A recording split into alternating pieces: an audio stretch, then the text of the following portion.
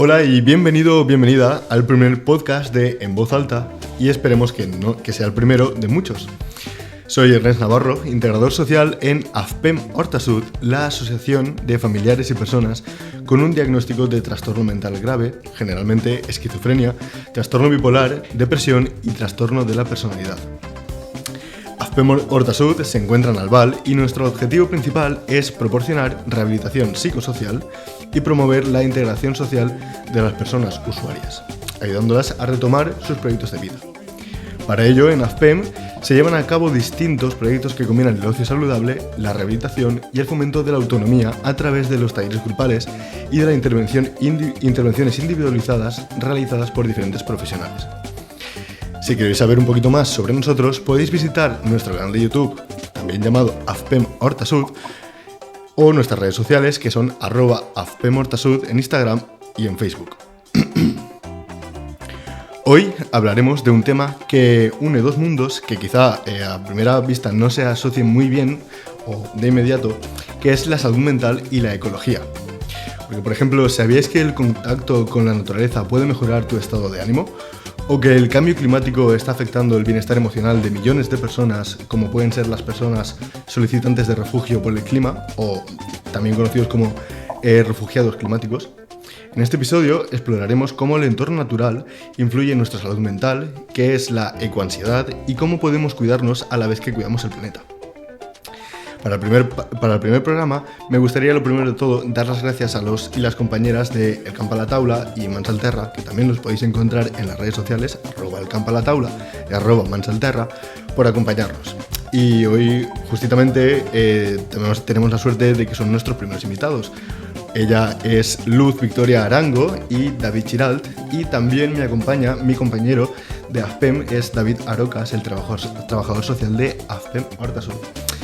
Y nada, ya que estamos, me gustaría que fueran ellos un poquito los que se presentasen, que me hablen un poco de ellos, que se den a conocer, que digan quién son, qué hacen y cómo surge la idea también de Camp a la Taula y de Mansalterra. Y nada, que cuando queráis os presentáis vosotros. ¿Quién quiere empezar? ¿Empiezas tú? Vale, venga, bueno, David. empiezo yo. Bueno, buenas tardes. Primero agradecer este espacio y que nos den voz también, ¿no? En mi caso, representando a la Asociación del Camp a la Taula, que es una asociación que hoy en día se dedica sobre todo a la educación agroambiental y a proyectos que tengan que ver con el tema de la regeneración de suelos, siempre desde una perspectiva de la educación, ¿no? Entonces, particularmente o personalmente yo me dedico al área más de educativa y un poco al respecto del tema que venimos a hablar hoy. También creo que es importante una visión o una experiencia en la que he tenido también mucho tiempo trabajando, que comparto con Toya, aunque hoy en día no me dedico, pero sí me sirve, que es el yoga. He sido profesor de yoga y también soy paisajista. Qué guay. Y entonces, desde ese punto de vista, creo que un granito de arena puedo aportar. Sí, no me cabe duda. Bueno, yo soy Luz Victoria, soy psicóloga.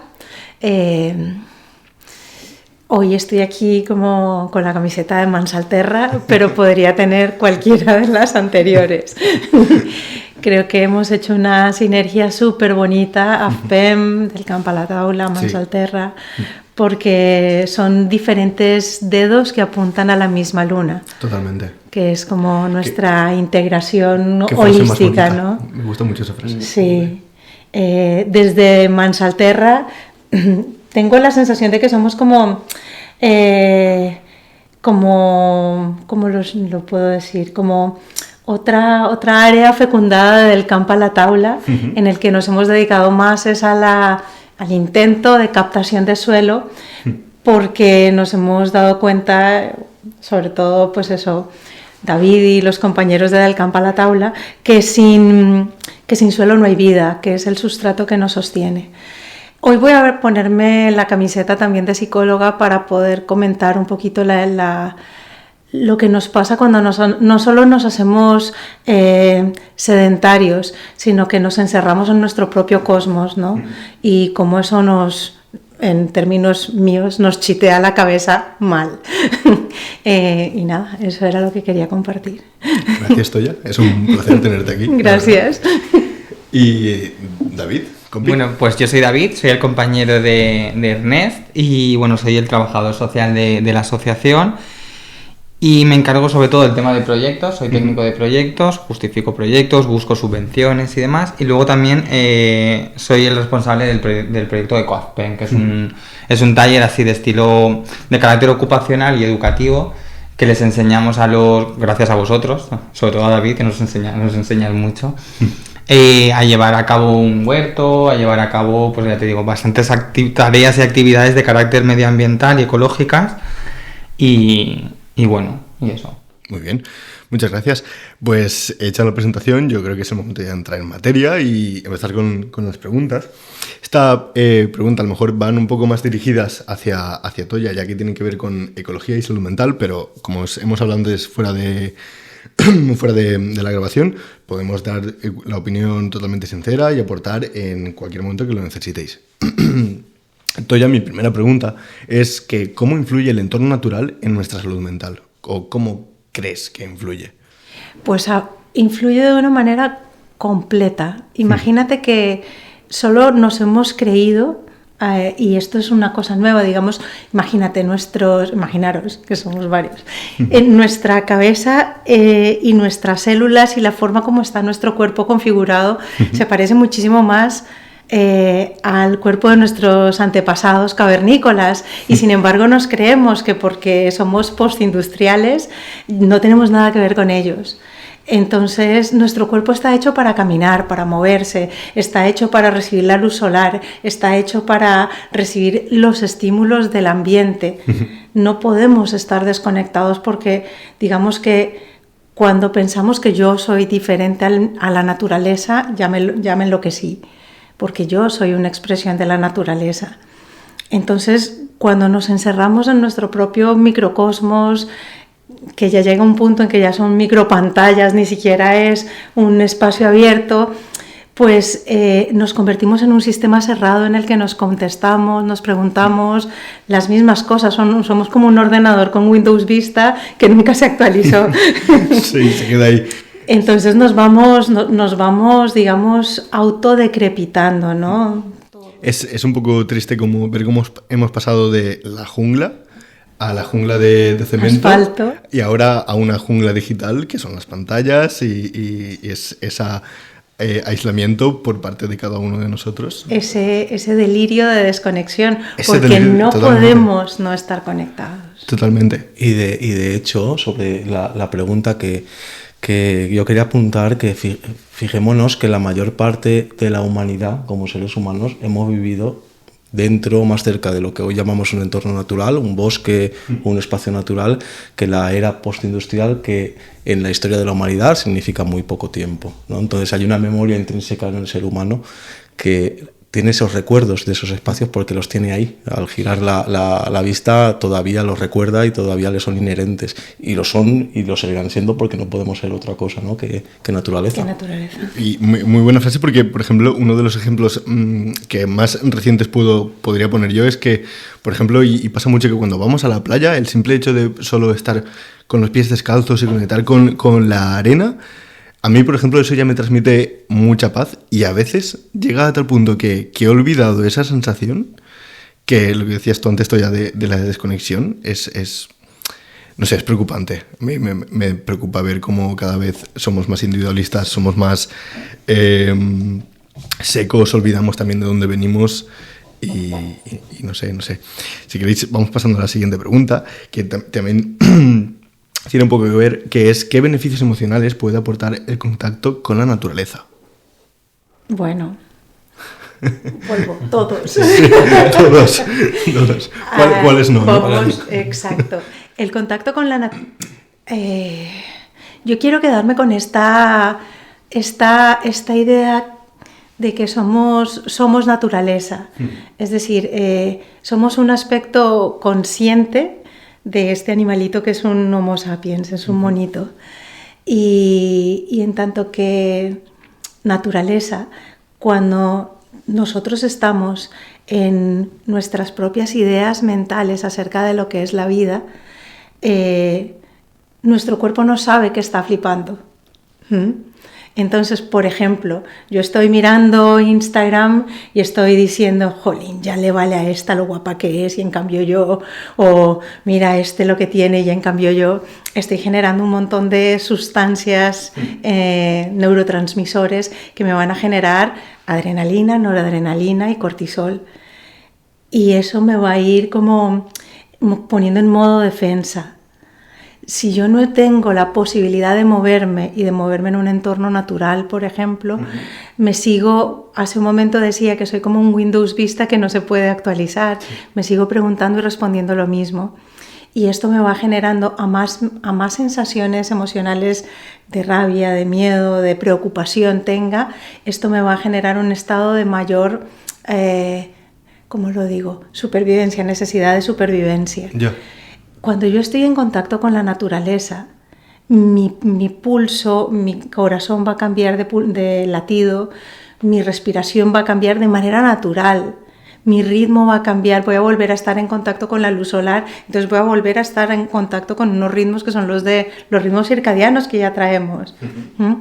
Entonces esto va a ir relajando mi sistema y en donde antes había cortisol, adrenalina, noradrenalina y mal rollo, que son necesarias, pero no con ese nivel tan loco, claro. Exacto. Empiezo a tener un poquito más de endorfinas, de serotonina, que es una cosa que es deliciosa de sentir porque me va dando tranquilidad, calma, a la vez una sensación de atención que es relajada y enfocada, que es algo que hemos olvidado, ¿no? Que es algo que, por ejemplo, el cultivo de quitar hierbas, ¿no? Te da esa sensación que es una atención que es relajada y enfocada. Es muy bonito pensar así, me parece súper bonito. De hecho, cuando ves a las personas mayores que han sido labradores toda su vida, que han estado recibiendo luz solar, también trabajo duro, y estas personas te aguantan hasta los 80 o 90 años, y tiene cierto sentido con lo que dices, porque han estado debajo del sol toda la vida. Claro. Sí, yo ahí recuerdo, hay una película que igual la habéis visto y si no la recomiendo, que se llama Capax, que trata de un hombre que se supone que es un extraterrestre, pero y está en un psiquiátrico, porque lo están tratando como que el hombre está loco, ¿vale? Y él asegura que es un extraterrestre. Bueno, pues su terapeuta le pregunta que si siendo un extraterrestre, porque tiene esa forma de humano, ¿no? Y él dice que es que en este planeta el diseño más eficiente es el del cuerpo humano en el que él está representando, por eso tiene ese diseño, si no tendría otra forma en otro planeta, ¿no? Viniendo un poco a lo que comentaba Toya, nuestro cuerpo está diseñado con patrones de la naturaleza, no con los patrones del asfalto o los refugios que hemos generado alrededor para no parecernos a algo que hoy llamamos naturaleza, ¿no? Entonces, desde ahí, el recibir luz solar, el respirar aire puro, el trabajo en el sentido de la energía que uno genera pues en un entorno natural, o la necesidad de buscar alimento, incluso los biorritmos que ofrece la naturaleza, ¿no? Que es uno, creo que, de los puntos clave en los que cuando decimos tengo contacto o voy a tener contacto con la naturaleza me siento relajado, y es que hay unos ritmos muy diferentes a los ritmos que hemos generado nosotros en nuestras sociedades. Pues es un punto clave que en realidad no sé si nos cabría preguntarnos, o si la pregunta es ¿qué nos ofrece la naturaleza?, sino que estamos perdiendo al no reconocernos en estos pues, virtudes, ¿no? que tenemos, sabiendo que la naturaleza también tiene una parte hostil, ¿no? Es decir, una como parte, la vida misma. como la vida misma, claro. no deja de ser esa parte, ¿no? Yo quería comentar una cosa que tal vez lo dejamos pasar, y es cuando pensamos en emociones, siempre estamos pensando en las 5 emociones estas que son primarias, ¿no? Sí. Miedo, asco, tristeza, alegría y rabia. Sí, las que salen en Inside Out. Exacto, Inside Out. Pero nos olvidamos de otras que son profundísimas y que además nos cambian por completo nuestra mirada hacia la vida. Por ejemplo, la gratitud, la conexión. Cuando yo me siento conectada, es algo que, por ejemplo, en el budismo se cultiva mucho, y es la contemplación. Es ese momento, por ejemplo, yo voy a poner 2 ejemplos que son muy, muy fáciles de ver. En el momento en el que tú te tomas una tacita de café o lo que sea, la tienes en tus manos, estás sintiendo el calor, sientes el aroma del café, te empañan las gafas en mi caso. En ese momento no falta nada, no sobra nada, es un instante Totalmente. de paz, ¿no? Sí. O en el momento en el que tú abres la ventana y está saliendo la luna, o el sol, o hay un pajarito, en ese momento tu mente, digamos, de verdad colapsa y te quedas... Y eso es algo que hemos perdido, y al recuperarlo ya no es solamente que regulemos estas emociones de tristeza, sino que ganamos en esto que te digo de contemplación, de tranquilidad.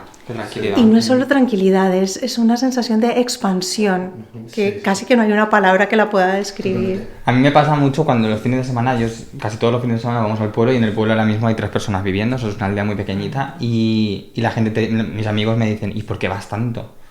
¿Sabes? O sea, y la alternativa a no ir al pueblo, ¿qué es? ¿Quedarte en casa? ¿Te preguntan por qué vas tanto al pueblo? Sí, ¿por qué vas si no hay nada? Si no hay nada, ¿no? No hay nada, o sea, quiero decir, de hecho no hay ni tiendas ni nada, pero no sé, no hay nada, pero es que la alternativa es ciudad, es cemento, es centros comerciales, es irte de fiesta, ¿sabes? No sé, es una cosa que se está perdiendo ahora. Y cuando estás en el pueblo, ¿tú qué recibes?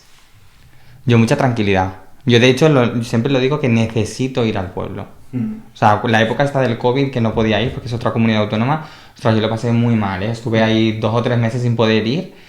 Y digo, es que yo necesito ir al pueblo, lo necesito. O sea, vamos fin de semana sí, fin de semana, y el fin de semana que no voy, es como que, ¿qué hago aquí? ¿Sabes? Es si tu cargador fotovoltaico, sí, ¿no? Sí. Además, la época del COVID fue una buena muestra de que muchos de nosotros necesitábamos más acercamiento a la naturaleza. Yo totalmente, sí. Que teníamos en esa época un huerto, el Terra Baraca, y claro, era nuestro espacio de salida y de conexión, no de desconectar, sino de conectar, ¿no? Y recuerdo como nunca, y a día de hoy ya no pasa, los paseos de mucha gente del pueblo que no solía, pues eso, salir al entorno, al paisaje agrícola, porque generalmente elegían pues espacios, pues eso, pues grandes superficies, en el pueblo, de compras, etcétera. Estaba lleno de gente que iba, venía, no sé, y en algún momento advertíamos, ¿esto seguirá? O en algún momento volveremos a la normalidad, entre comillas, del campo, que es ver al agricultora y poco más, ¿no? Pues se cumplieron las expectativas. Sí, totalmente. O sea, yo recuerdo también estar en un pueblo y ver a la gente cuando estaba en la desescalada esta, el terme el terme de Alcácer estaba siempre lleno de gente. Y era en plan, chico, que nos van a encerrar a todos otra vez. Repartidos más, por favor. Yo ahí sí creo que y tiene que ver en cierta medida, hay muchos parámetros y demás, pero es el estímulo, ¿no? Es decir, creo que cada vez más vivimos en una sociedad que el estímulo, la endorfina que genera el estímulo, pues es lo que aparentemente te llena. Generalmente nunca termina. Es decir, nunca terminamos de querer estimularnos más porque no nos sentimos nunca llenos. Por eso vivimos en una época donde yo, por ejemplo, que doy también clases en el instituto y que vienen adolescentes, yo lo veo, ¿no? La sobreestimulación en todos los ámbitos, desde las pantallas, ¿no? Vivimos en un mundo rodeado de pantallas, que ya no era como antes, que de alguna manera esa pantalla estaba en casa y mientras estaba fuera pues no te quedaba otra y jugabas en la calle. Ahora esa pantalla te persigue, va contigo y la puedes ver en cualquier lugar, sino incluso también en la alimentación hay una sobreestimulación en la forma en que nos alimentamos. Fuera del instituto, por ejemplo, hay una típica tienda 24 horas donde no hay dependiente, se sirve solo, eso es, pica. Y en algún momento, un día de fiesta, un sábado o un domingo, paré para coger una botella de agua, no había agua y solo habían refrescos energéticos, que es una sobreestimulación para un adolescente que ya está estimulado de por sí, ¿no? Entonces, claro, parar ese ritmo y es un shock, puede ser un shock incluso para la cabeza, es algo que es necesario ir poco a poco, porque lo que le ofrece en un principio un entorno natural, para una mente sobreestimulada puede generar un shock, de hecho, ¿no? Y bueno, yo creo que eso, el tema del estímulo es importante, ¿no? Es decir, qué tan... lo que decía David, ¿no? Como la gente me pregunta, ¿por qué vas al pueblo? Si ahí no hay nada que estimule, ¿no? De la forma en que entendemos el estímulo y de la forma en que queremos recibir ese estímulo, ¿no? Pero también creo que cabe preguntarse cuál es el resultado de ese estímulo. Sí, Yo creo que también es un poco lo que decía Toya, de que estamos tan sobreestimulados que no nos paramos a contemplar nada y no nos paramos a contemplar esa puesta de sol o ese amanecer, la luna llena. Nos hemos olvidado de eso porque ya no es algo de lo que estemos tan pendientes, porque hemos desconectado y hemos conectado al mundo digital y nos hemos olvidado totalmente. Y me parece súper de Skynet, me parece súper frío, me dan hasta escalofríos, en serio. En serio. Otra pregunta que os quiero hacer también, aunque no sé cómo vamos de tiempo, creo que vamos bien, es cómo influye la contaminación y la ausencia de espacios verdes en nuestra salud mental. Porque es lo que decíamos, que ahora vivimos en mucho asfalto, están cortando los árboles a diestro y siniestro, no lo tienen nada en cuenta de que, por ejemplo, que los árboles ayudan a bajar la temperatura la temperatura en la que vivimos día a día. ¿Cómo creéis que influye? Pues yo quería comentar una cosa que me pasó el lunes. El lunes, había llovido y tal, no pudimos ir al huerto y fuimos a dar una vuelta al Parque de la Balaguera. Y que es muy bonito, de normal es muy bonito y tal. Pero es que íbamos paseando y nos íbamos dando cuenta de todas las botellas de cristal que había, del plástico. No decíamos, mira qué árbol más bonito. No, decíamos, mira, ¿y por qué han tirado ese cristal ahí? O ¿por qué han tirado eso si está en la papelera ahí? Me parece súper curioso el caso de la contaminación en la Balaguera. Y luego te pones a mirar aquí en Albán, ¿no? Que te das una vuelta, los contenedores están abiertos, están cualquier cosa por ahí. No sé, a mí la verdad es que afecta el tema de la contaminación, que no estén las cosas donde tocan y tal. Y a ellos les afecta mucho. El contexto, ¿no? de la Dana, de la riada, ha generado que como que nos retrasemos otros 20 años en ese concepto de, pues, algo tan lógico como que la botella va al vidrio o que el papel no va al suelo, ¿no? Es decir, yo recuerdo, igual que tú te pasó con la Balaguera, en mi casa, los días después de lo que pasó, ir al contenedor, claro, en un principio hay un cierto caos, ¿no? Pero con el tiempo se ha ido normalizando el que no importa nada, es lo último, es decir, no hay otras prioridades, ¿no? Incluso en temas lo comentaba con una amiga, con Clara, que si nos fijamos en las necesidades que hemos identificado después de una catástrofe como esta, las bajamos mucho más allá de los temas personales, etcétera, ¿vale? A temas materiales, ¿no? La pérdida del coche, la pérdida de mobiliario, etcétera, pero no he sentido que ha sido tan prioritario la problemática de la salud mental, que genera es decir, no se ha promocionado tanto, o no se ha visto tanto en los medios, etcétera, ¿no? Y la necesidad también de decir, escucha, que el otro día, de hecho, sin ir más lejos, hace 2 días, hubo un apagón en mi casa, y claro, a los que estábamos dentro, enseguida nos recordó a ese momento de la Dana. Y mi hijo, Andreau, que está aquí fuera, que enseguida se levantó de la cama, papá. Como que relacionas todo eso, ¿no? Entonces, eso está dentro. En yoga eso se llama samskara, es una impresión, ¿no? Que queda dentro y que se activa en el momento en que el estímulo de fuera pues es parecido a lo que te ocurrió. Pero claro, es una ilusión, porque no está ocurriendo lo mismo que ocurrió en ese momento, pero no está curado. Es como una herida abierta que no está... Un trauma, ¿no? Claro, eso es. Entonces, abordar ese tema, que creo que es importante, y en la parte también de la ecología o del cuidado del entorno, pues más de lo mismo, ¿no? Entonces, es como que hemos involucionado muchos años. Tengo la sensación de todas maneras que la contaminación, volvemos a la misma idea de que somos naturaleza.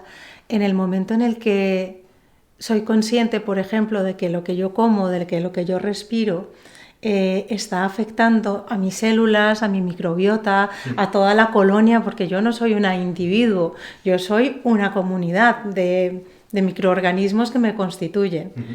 En ese momento, pues lo que son todos los sistemas de defensa se me activan, solo que no soy consciente de que están activados esos sistemas de defensa. Por ejemplo,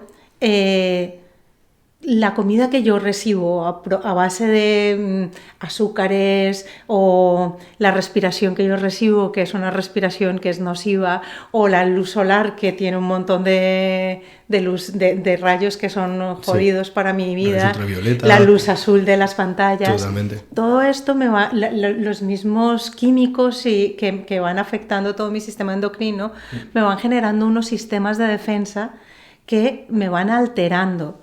Entonces, de manera, voy a decir, automática y también es natural, se van a subir mis niveles de, vuelvo, cortisol, adrenalina, noradrenalina. Entonces mis sistemas defensivos van a estar mucho más afectados. Como yo tengo la idea, y estoy hablando de yo como si fuera un fractal de millones de humanitos, como yo tengo la sensación de que estoy desconectada, entonces no sé de dónde me viene esta alteración, ¿no?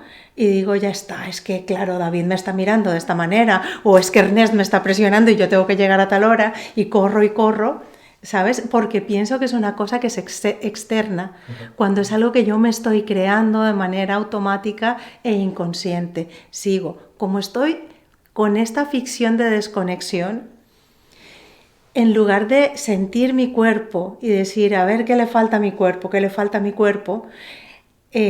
hemos hablado antes de la dopamina. Claro, los estímulos que decía David, los estímulos son aprendidos.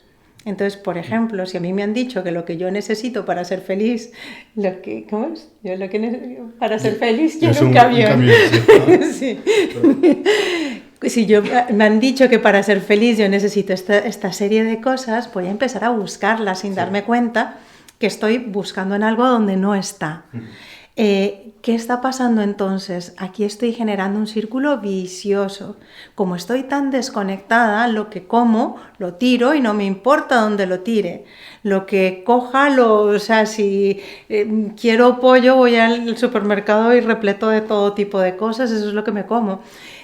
Estoy tan desconectada que no me doy cuenta que todos los impactos y los estímulos que yo estoy recibiendo en esa desconexión están generando también unas respuestas desconectadas. A mí me encantaría que yo esto que estoy nombrando, cuando lo escuchamos, sintamos ansiedad, porque eso es lo que nuestro cuerpo siente constantemente, ¿no? Sí, o sea, entonces, compro totalmente. Necesitamos un mecanismo de homeostasis que nos saque de aquí. Y yo no estoy hablando de las grandes contaminaciones, estoy hablando de que ya estamos insertos en un círculo vicioso autodestructivo que solo nos va a llevar a la autodestrucción, y mientras sigamos en esta ficción de desconexión vamos a seguir de culo para el estanco sin darnos cuenta que somos los generadores, o sea, somos los ancestros de nuestros nietos que serán los que vivan en Mad Max. En algún momento tendremos que parar. Eso es como lo de las ventanas rotas, ¿no? Que cuando tú ves una ventana rota, ¿no? Te entran ganas de romper otra y al final todo el mundo rompe una ventana. Eso es. Volviendo a la salud mental y la contaminación, y el tema de la Dana, sí que hemos visto en AZPEM un incremento de personas que están de agravamiento de síntomas. De síntomas y luego casos nuevos. Casos nuevos tenemos, en poquito tiempo hemos tenido bastantes. Sí. De brotes psicóticos. Sí. Y gente que está mal, gente, por ejemplo, tenemos una chica que, claro, en su casa, de Catarroja, que tenían los coches hasta tal, esa persona no sale de casa, tenemos a gente muy mal. Sí, gente que le ha pasado mal. De hecho, cuando empezó el tema de la Dana y tal, pensábamos, ¿cuánto tiempo va a tardar esto en explotar? Y un mes y medio, incluso, si estiro mucho, 2 meses. Pero eso, a los 2 meses ya recaídas, ingresos, estábamos coordinados con la unidad de salud mental de Catarroja, ingresos otra vez, entonces es un poco lo que dice Toya. Y también, quiero decir, nos habla mucho de la huella de carbono, que nosotros tenemos un impacto y hacemos una huella de carbono, pero esa huella también nos impacta en nosotros. Y vamos creando nuestra huella, nos va afectando a nosotros, va afectando al medio ambiente, y vamos entrando, como dices tú, Toya, también en ese círculo vicioso autodestructivo que nos va a llevar a Mad Max, como decías tú, sí, parafraseándote, básicamente. Da miedo y a mí, por ejemplo, a mí me da ansiedad, por eso te lo compraba, me da ansiedad porque pienso en mis sobrinos y digo, hostia, ¿qué mundo les estamos dejando? Wow. Es que les vamos a dejar un mundo muy malo. De hecho, me viene perfecto esto que estamos hablando, porque el siguiente punto que quería preguntaros es, ¿habéis hablado del término ecoansiedad? Sí. Sí. ¿Y ¿Cómo reconocéis vosotros la ecoansiedad? ¿Qué es la ecoansiedad? Esto que estamos sintiendo ahora mismo y que estamos compartiendo con los que nos están oyendo. No hace falta decir. Ahí es muy claro, sí, para nosotros es muy claro esa ecoansiedad. Sí. Ahora mismo, ¿no? Ahora mismo, 4 meses vista. en este instante. Sí, vosotros que estabais ya más metidos en este tema de regeneración de suelos, ecología, etcétera, ya hablabais de este término, lo teníais en cuenta, sabíais que iba a aparecer en algún futuro. Yo en mi caso lo he vivido en casa porque lo vivimos en casa, ¿no? Más cerca la experiencia no la hemos podido tener. Y sí identifico que el ignorar nuestro entorno, cómo es, ¿no? Cómo es nuestro entorno, cómo se constituye, ignorar sus elementos, sus ciclos y sus procesos generan que estemos tan desconectados que cuando algo ocurre, que siempre puede ocurrir, ¿vale? Después la magnitud, la forma, la gestión, eso es otra cosa, pero que cuando algo ocurre, que puede ocurrir, lo vivamos desde una dispersión tal que pues casi que no sepamos por dónde va a venir una supuesta siguiente vez, claro. aunque sea ya no como lo vivimos, sino otro tipo de catástrofes. Es como que nos rodeamos de catástrofes sin saber muy bien si esa catástrofe tocaría aquí. Incluso, ¿no? Porque no conocemos el entorno. Yo justamente esta mañana con los chavales de primero de la ESO estábamos haciendo un experimento sobre la erosión del suelo, ¿vale? Y yo, de alguna manera más implícita, lo que quería mostrarles es un factor de los que podía pasar cuando pasó el tema de la riada, ¿no? El tema de cómo un suelo que está desnudo, cómo se comporta cuando cae el agua, qué tanta agua deja que arrastra, qué arrastra. ¿Qué tanta agua es capaz de acumular y retener? ¿Qué tanta agua un suelo desnudo, digamos que no es capaz de retener y entonces la expulsa, y de la manera que la expulsa, y qué arrastra en esa expulsión? Y después hacemos la muestra igual en una garrafa con tierra, pero con plantas, con vegetación y con raíces. Y veías que en la muestra de tierra desnuda había un arrastre que generaba un cañón en el medio de la tierra y que arrastraba todo a su paso. Yo he visto simulaciones de esto. Y es muy gráfico, es en pequeño, pero en realidad sirve para pues, espacios más grandes, ¿no? Y en un principio yo al principio, como muy iluso de mí, pensaba que pues darían el clic rápido. ¡Ostras! Es decir, ahí estoy viendo un poco lo que ha pasado, ¿no? Y por qué el agua llegaba aquí de color marrón y no llega transparente, ¿no? No hacemos ese clic porque vivimos, pues eso, como en un huevito que nos hemos generado, en el que pues pensamos que es entorno natural, que de hecho la denominamos como algo externo a nosotros, ¿no? No tiene nada que ver con nosotros, entonces dejamos de conocerla, y cuando dejamos de conocerla pues es muy grande, la mente es muy poderosa, ¿no? Y puede generar muchas realidades y muchas ilusiones, ¿no? Sobre esas realidades, ¿no? Por ir a la definición, sí. Digamos que ecoansiedad podría ser algo así como esa sensación difusa, defensiva e incierta que tenemos frente a la crisis climática y, bueno, casi que todas las crisis ecológicas. No es de nuevo, es decir, ahora tenemos el cambio climático a las puertas, tenemos el deshielo ya está aquí, ¿no? El permafrost y el metano por ahí, y cuando nosotros empezamos a escuchar que todo el equilibrio de la Tierra está alterado, obviamente lo que tenemos es sentido de miedo de muerte, ¿no? Se afecta nuestro sentido de supervivencia y no sabemos por dónde nos va a venir, un poco lo que decía ahora David. ¿Qué pasa? Que tenemos también muchos mecanismos internos como sociedad para decir, no pasa nada. No es mío, no es mío. ¿Cómo va a pasar dentro de muchos años? A mí no me va a pasar. A mí no me va a pasar. Not in my backyard, no en mi patio de atrás. Sí. No me parcela. Claro, pero a mí eso sí que... lo he dicho antes, a lo mejor por mis sobrinos, pero a mí, aunque no me vaya a pasar, sí que me da muchísimo miedo. Por ejemplo, el caso más notorio y más cercano que tenemos, el asteroide que va a impactar en 2032. De repente las probabilidades han desplomado un 0,01%. Vale, pero si cae va a ser un desastre y va a provocar mucho desastre.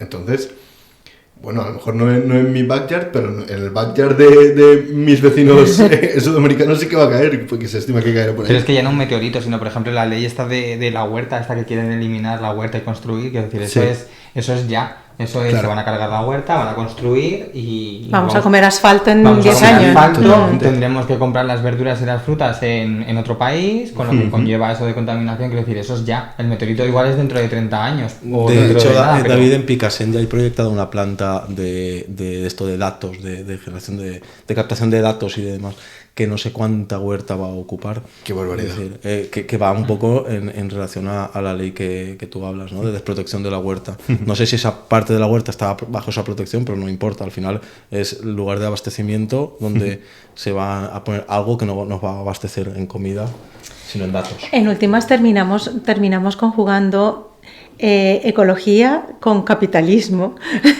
porque no podemos no conjugarlas. No, totalmente. Y finalmente la sensación de ecoansiedad también nos viene con esta idea de que, ¿cómo lo puedo decir? Se nos está quitando una vida que nos pertenece a todos y que no sabemos cómo poder detenerla, porque no hay tratado que pueda calmar el ansia de tener, ¿no? Vaya. Y el capitalismo no es una cosa de Elon Musk y Jeff Bezos. No. El capitalismo, como el machismo, está en cada uno de los seres humanos que habitamos el planeta. Totalmente. ¿No? Entonces no podemos no conjugar esas dos cosas. De hecho, me ha gustado mucho eso que has dicho tú ya, porque el otro día estaba en casa de un amigo que, bueno, fui a verle y a tomar un café con él y le dije, tío, ¿tienes un set de costura? Me dice, sí, tío, y es que a veces cuando tengo algún pantalón roto o lo que sea, me lo coso. Dije, Ole. muy bien, tío. Y después, claro, esto pues he hecho yo en introspección y digo, tío, soy muy consumista.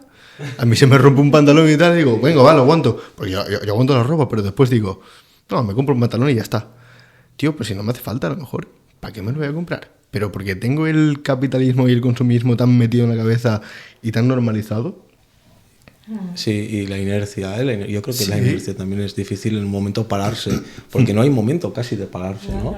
Y de que en el pararse puedes observar las cosas de una forma más clara y ahí, como tú hiciste, darte cuenta y decir, ostras, yo se me rompe un poco, lo aguanto, pero en un momento dado ya lo cambio, no lo coso y lo mantengo, ¿no? Sí. Yo quería también hablar, ahora que estábamos hablando de la ecoansiedad, que creo que está esa ecoansiedad un poco, entre comillas, fundamentada, porque son cosas que pueden pasar, van a pasar, o etcétera. Y después también creo que vivimos en una época que, además, en una época de una multitud de información por todas bandas y demás, viene una ansiedad que ya son mentiras o medias verdades, ¿no? Y yo os invito a ver titulares, ahora que el tema de la meteorología está muy pues a orden del día, claro, y en boga, titulares de medios de comunicación cada vez que... pseudomedios. O semimedios, sí, o semimedios de comunicación. La siguiente pregunta, perdón que te corte, la siguiente pregunta era, ¿crees que los medios de comunicación agravan la ecoansiedad? Pues ya me adelanté. Continúa. Y va por ahí, es decir, yo incluso con el compañero José le mando a veces titulares, porque hablábamos un día, estábamos conversando de esto, ¿no? ¿Qué titular? Pero hoy me aparecía uno que ponía: la que se viene en España no se libra a nadie. Wow. Y tú ves, y lo que está indicando el tiempo es que vienen lluvias. Lluvias como cualquier día de lluvias. Sí, claro. ¿no? Entonces, claro, la ecoansiedad en un marco en el que ya pues vemos que sí que hay cosas reales, pues las semiverdades y las mentiras directamente, pues es un marco ahí, un terreno, sí, pues que está siendo muy fértil para generar una locura social totalmente, muy complicada. Hasta ahí llega también la necesidad de la gente de consumir y de los propios medios también de que se consuma su propio medio. Claro. Del clickbait, totalmente. Por ejemplo, en los reels ahora de Instagram o los shorts de YouTube también se da mucho el empezar con algo muy impactante. Por ejemplo, el otro día me salió, creo que decía algo en plan, el supervolcán de Yellowstone va a explotar, ya. Y ya. Y se ponía a explicarlo y decía, no, seguramente dentro de entre 50.000 y no sé cuánto. Ya era relativo, se refería al universo. Pero ya te ha pillado. Ya, Claro, ya ha claro, cogido ya. tu conciencia. Exacto. ¿no? Y ya estoy rayadísimo que me voy a dormir y pienso, hostia, y se explota el volcán. Con hielo. Estoy aquí durmiendo, tío. ¿Y qué hago yo? Es que es brutal, es brutal. A propósito, perdona, quiero recomendaros un librito muy pequeñito Claro. de un monje vietnamita, murió hace poco. Bueno, murió un poquito sobre la pandemia, 21, 22, moriría. Se llama Thich Nhat Hanh, que se llama Miedo. Y miedo es una pasada porque el miedo viene a recordarnos los 5 recordatorios que son que en el fondo cuando estamos en modo vamos todos a morir, tan desconectados estamos de la vida que pensamos que la muerte es un castigo y esto llevamos unos poquitos siglos diciendo, ¿no? Ay, era tan bueno, ay, es que qué injusto haberse muerto, ay, tan joven, ¿no? No somos nada. Pero no somos nada, siempre somos los mejores. Cuando tenemos esa idea de que la muerte, tenemos que sobrevivir a la muerte a toda costa, seguimos en ese círculo vicioso del que decía, generando mayor autodestrucción porque no nos damos cuenta de que vida y muerte forman parte de lo mismo. Entonces, claro, si yo me recuerdo, que era lo que me acabo de venir de Thich Nhat Hanh, vamos, todos nos vamos a morir, ¿no? Todos vivimos en un cuerpo que se decrepita, envejecemos, todo está en constante cambio. Las personas y aquellos a quienes amamos también van a morir y van a desaparecer. Cuando estamos en contacto con esas verdades, lejos de sentir más miedo, sentimos la calma de saber que de esa no nos vamos a salvar y la reflexión, la pregunta, el espacio para decir, y mientras estoy aquí, ¿qué vamos a hacer? Pero eso también ¿sabes? es un trabajo que tiene que hacer la persona. Pero, Ay, no, desde luego. Pero brutal. Pero es que no paramos siquiera para darnos cuenta que No, vamos a morir. Tal cual, tal cual. De hecho, a mí me pasaba, yo hace unos años sufría de ansiedad porque sabía que en cualquier momento, o sea, evidentemente no ya, pero en cualquier momento me iba a morir. Y yo no quería morirme sin haber tenido una familia, haber hecho ciertas cosas, ¿no? La Pues, lista. Claro, la lista canon que tiene que hacer todo el mundo, pues yo quería hacer todas esas cosas de la lista antes de morirme. Y después es cuando ya vas creciendo y vas entendiendo de que es algo que te va a llegar en cierto momento. Puedes ir haciendo una la lista, pero entiende que aquí estamos de paso. Muy, muy fuerte. Yo, ahí, Toya, tú que sabes mucho de esto, y también... ¿De morir? De morir, de hablar de la muerte. De morir no lo sé, porque si no... Espero que no, que dure mucho. Pero en algún momento se nos planteó, estando en México y hablando de este tema, si el miedo que existe cuando hablamos de la muerte es miedo a morir o miedo a lo que yo conozco cuando voy a morir, es decir, Claro. a lo conocido. A lo no conocido. A lo no conocido, no de la muerte. Se supone que tú mueres y no sabes lo que viene después y tienes Claro. miedo a eso, sino miedo a dejar lo conocido, que es diferente. Claro. ¿No? Porque lo que no conoces no puedes tenerle miedo. No sabes cómo va a ser. A dejar Pero atrás lo conocido. Sin embargo, claro, cuando la idea de morir, el miedo del ego, de alguna manera, es de dejar lo que conoce. Claro. Entonces, de ahí viene el miedo. Y estaba esa reflexión que creo que es muy buena y que aunque parezca que se ha desviado del tema, tiene mucho que ver con todo No, eso. Con sí, todo sí. el miedo del que estamos hablando. Claro, claro, totalmente. Sí, sí, me parece. Al meteorito, ¿no? Miedo al meteorito. Que yo creo que eso deviene también esa mala interpretación que se ha visto, que se ve hoy en día, o que yo por lo menos sí que veo o interpreto, que es el de carpe diem, no vive la vida, vive el día a día, ¿no? Que al final es como todo esto está pasando, como todo está ocurriendo, como vamos a morir en algún momento, vive tu día a día, ¿no? Pero si es una vida día a día sin conciencia, ese vive la vida. Para lo que me queda en el convento me Ahí cago entiendo dentro. por qué tiro las cosas donde me da la gana, hago lo que quiero con mi vecino, es decir, muchas veces caemos en ese problema, ¿no? Creo yo. Totalmente. Vamos a pasar ahora de tema, que aún quedan preguntas y Brian me está mirando en plan, se te acaba el tiempo. 45 minutos llevamos. Bien, vale.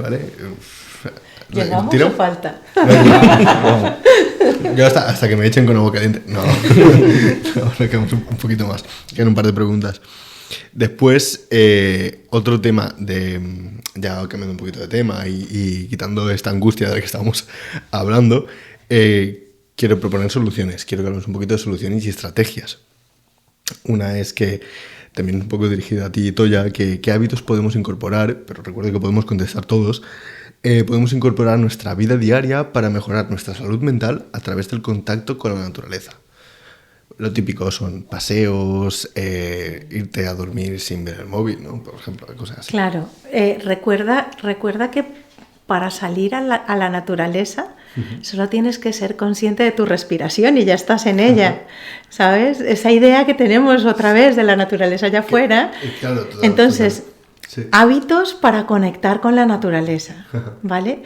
Hay 5 que me parecen fundamentales. Es descanso, movimiento, alimentación, meditación y luz solar. Eso nos vuelve a conectar con nuestra... Pero claro, esto no es una cosa de voy ahora a hacer no sé qué, no. Esto es una gotita en la piedra, ¿no? Que va siendo el charquito hasta que se nos vuelva un lago, un cenote gigante.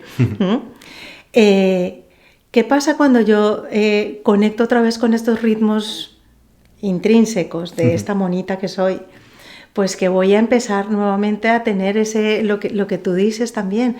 Es que necesito ir al campo, es que necesito salir, es que necesito descalzar mis pies, porque lo vas a sentir en el cuerpo, no va a ser un concepto, va a ser un impulso, ¿sabes? Que viene de dentro, que viene de esa necesidad. ¿Qué va a pasar cuando tú tomes el sol? Cuando tú, lo que pasa, por ejemplo, es Maisé, voy a citar a Maisé, una compañera del huerto, de la Chandra. Para Maisé, la Chandra es su terapia, porque ella vivía así como muy depresiva y el hecho solamente de ir, de estar en el huerto, de hablar con los compañeros, de tener un propósito, de tener una programación, de tener... una rutina de cada... Y no solo es la rutina, sino ese espacio en el que ella se puede dedicar a plantar, cortar, quitar, arreglar, ¿no? Comunicar. Contemplar. Eso es lo que le pasa a nuestros usuarios de ASPEM, o sea, que necesitan el taller que hacemos en ASPEM, necesitan ir al huerto, necesitan plantar, necesitan recolectar, necesitan ir, déjame las llaves y voy a regar, necesitan un paseo por el campo, necesitan ir a la Chandra, que hemos ido alguna vez, no son cosas que ellos necesitan y si no se les enseña a ellos no lo saben. Claro. Entonces es esa conexión consigo mismo que de alguna manera te impulsa. Ese me parece que es el mecanismo que quiero proponer para las personas que ahora, por ejemplo, nos oyen, ¿no? Porque siempre nos lo ponemos como una tarea. Este año, ¿no? Cuando estamos de vacaciones en la playa, ¡buah! Este año seguro que voy a ir más. Pues no, más bien contágiate de esa necesidad que ya está y síguela cultivando. No te la pongas como un propósito allá atrás, allá adelante, perdón. Sería muy bonito que los propósitos de Año Nuevo tengan más que ver con esto que más apuntarse al gimnasio o cosas así. Sería más natural. Al agrogym. Huerto gym. Totalmente. Sí, sí. Hay normalmente se identifican 2 tipos de atención y nosotros en nuestro modelo pues en el que vivimos, en el que se propone, que son las grandes urbes llenos masificados de gente, etcétera, se estimula sobre todo la atención dirigida, que esa provoca fatiga. Es la atención que podemos tener en el trabajo, la atención que podemos tener pues en cualquier tarea rutinaria o que se nos exige algo y que la realizas, pero después de ello te sientes como fatigado, como que te duele la cabeza en muchos casos, etcétera, ¿no? Pero la propuesta de un espacio como un huerto, como andar por el bosque, pasear, etcétera, te genera ya otro tipo de atención, que es una atención más, digamos, más relajada, una atención más simple hacia algo muy simple. Plantar, decía David, ¿no? Ir y plantar es algo muy simple, que de alguna manera es una atención más involuntaria, pero que genera, o no genera, mejor dicho, ese sentido de fatiga, sino que genera o en un sentido más de plenitud. Plenitud porque simplemente se alinea, en ese caso, lo que piensas, con lo que haces o con lo que puedes decir sientes. Y con lo que sientes. Entonces, eso siempre, el resultado es plenitud. Y la plenitud desde cosas tan simples como andar descalzo, plantar una plantita, quedarse viendo un poco a la luna. Esos elementos que siempre nos acompañan, pues es esa gotita. Yo también creo que pues es como eso también, provocar poquito a poco esa meditación o esos momentos que, bueno, al final son gratuitos, nos acompañan todo el tiempo, claro, y no valen. Por eso está muy guay el proyecto este que queremos llevar a cabo las dos asociaciones, sí, este de Sembrando Resiliencia, ¿no? ¿Era? Uh-huh. Sí. Resiliencia, perdón.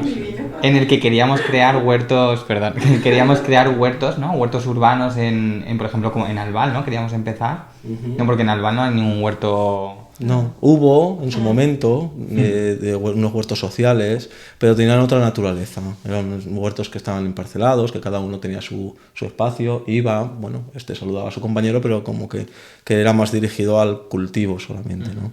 Y estos huertos que con Salva ya hablábamos, de no conceptualizarlos como sociales, sino que ampliar un poco el concepto. Y José me está mirando por atrás.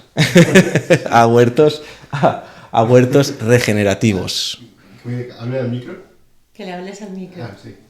Vale, a huertos regenerativos, porque más allá de tener una parcela donde cultivas, donde te encuentras con otras personas, pues eso, que de alguna manera conviven con las mismas necesidades, etcétera.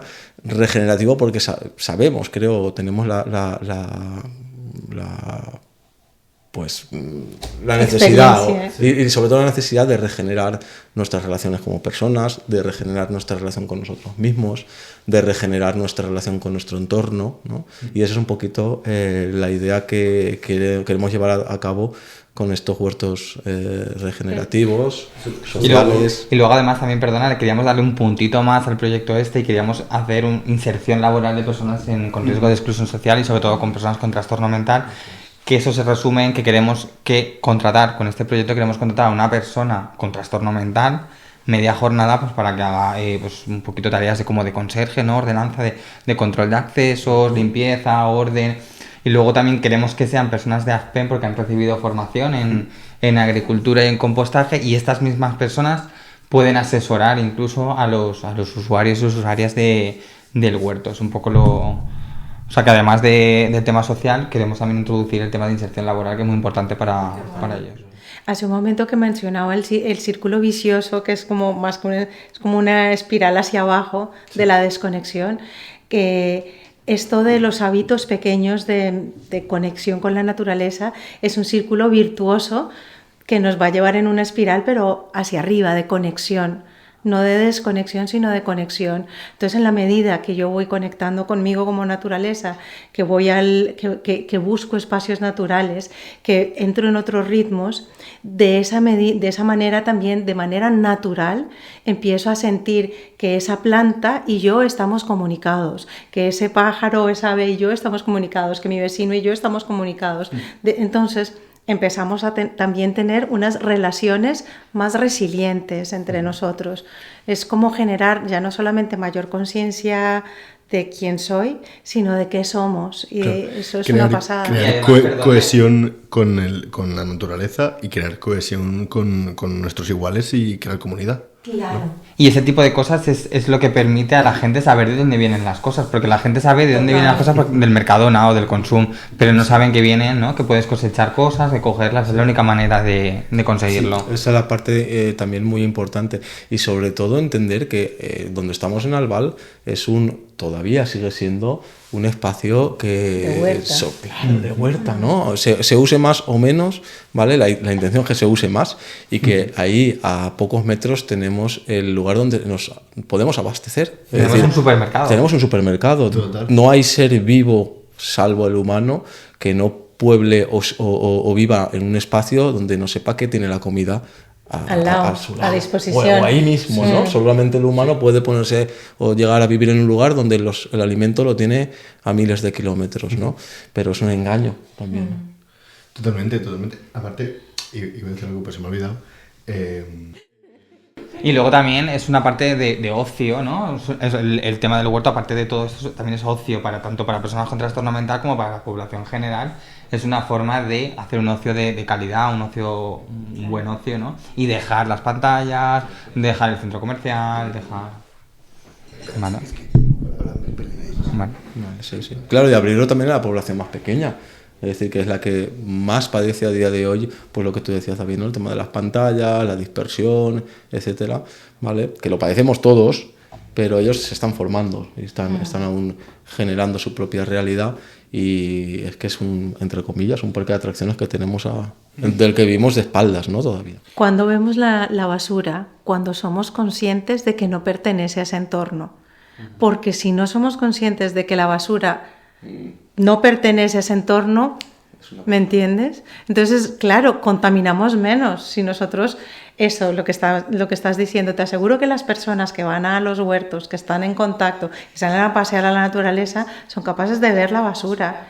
E incluso son capaces de querer recogerla en algún momento. Claro, es el contraste que genera, es como cuando pasa un avión, ¿no? Y el ruido es ensordecedor, y solamente cuando ya se aleja es cuando adviertes el silencio y dices, ¡ah, qué bueno el silencio! Sí, pues es un poquito eso, ¿no? Cuando adviertes. Wow, totalmente. Chicos, me sabe fatal, pero es que me dicen que nos quedamos casi sin tiempo, ¿no? Creo que quedan, a ver si me mira, José, 5 minutos.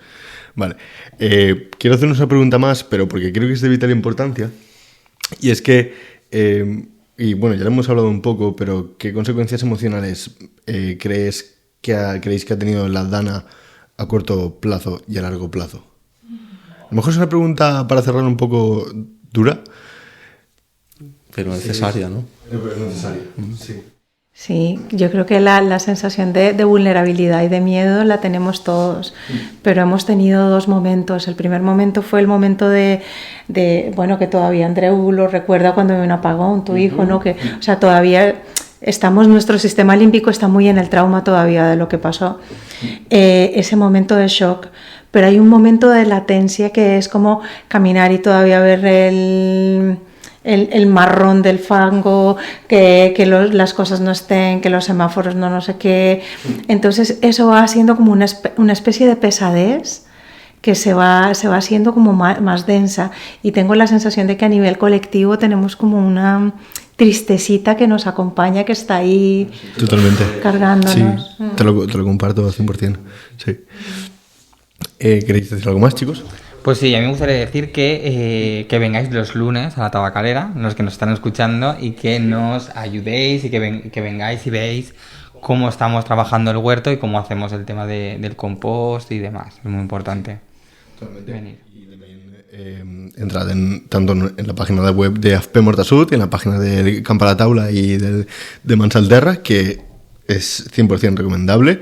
También, como he dicho y recuerdo, pasaros por el Huerto Chandra, pasaros por el centro de compostaje, la Tabacalera. Creo que tenéis alguno más, ¿no? Bueno, el Chandra está la Chandra y los huertos que están alrededor, que es lo que se quiere que... Y en breve esperemos que los huertos sociales, ¿no? Comunitarios, ¿no?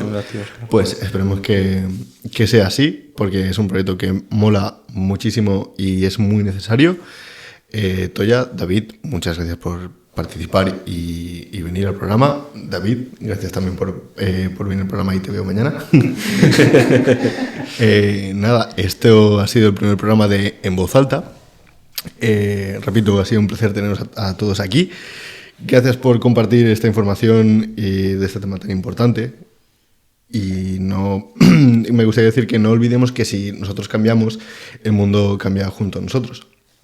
Así que hasta el próximo programa de En Voz Alta, y recordad seguirnos en nuestras redes sociales de @AFPEMHortasud y @Mansalterra, @El Camp a la Taula. Y nada, yo creo que si queréis decir algo más. Y salida al campo. Y salir a la naturaleza. Totalmente. Desconectad y contemplad. Y reciclar. Así que gracias, chicos, nos vemos. Chao.